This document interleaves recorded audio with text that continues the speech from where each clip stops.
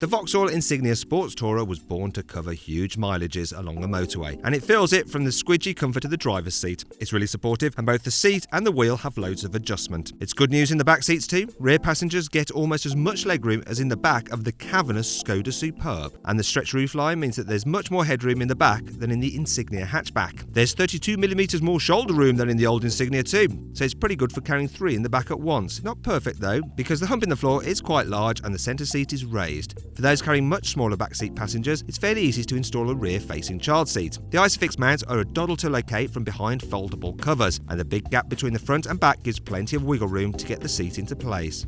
And it's easier to fit a child seat inside an SUV because their door openings are normally taller. Euro NCAP hasn't tested the Insignia yet, but it's packed with the latest safety assist systems to avoid an accident in the first place. The Insignia Sports Tourer has a 560-litre boot. That makes it a little bit bigger than both the Ford Mondeo estate and the Mazda 6 Tourer, but around 100 litres smaller than the estate versions of the Skoda Superb and Volkswagen Passat. There's plenty of useful features to make the most of that room though. There's a 12-volt socket, a small net to one side to hold smaller items, and loads of hanging hooks and tethering points. You also get a multi-adjustable retractable low cover, plus a net system to keep your dog securely in the back of the car. The boot opening is huge too, and there's a little extra space beneath the boot floor which is handy for hiding smaller items. When it comes to carrying actual stuff, the Insignia will easily hold a baby buggy and a couple of soft bags, or a set of golf clubs. The space is so long that it will swallow 2 large suitcases back to back with room for another small one beside them. With a low cover in place, there isn't quite enough height to store suitcases on top of each other, but that's the same story as with rivals like the Skoda Superb as well. The rear seats can be dropped by a pair of levers in the boot, and Sports Tourer models get a 3-way split as standard. Once they're folded away, the Insignia Sports Tourer has 1,665 litres of space.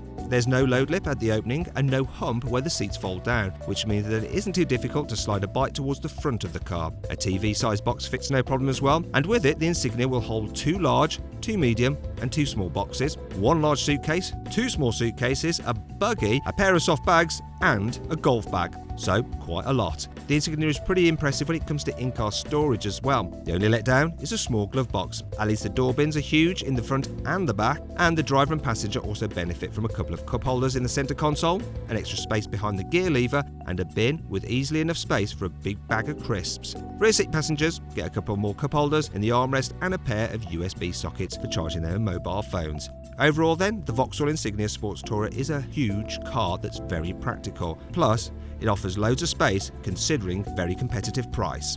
If you enjoyed this video, please like it and share it, and click on our logo to subscribe to the channel. Also click on the video windows to see more of our great videos.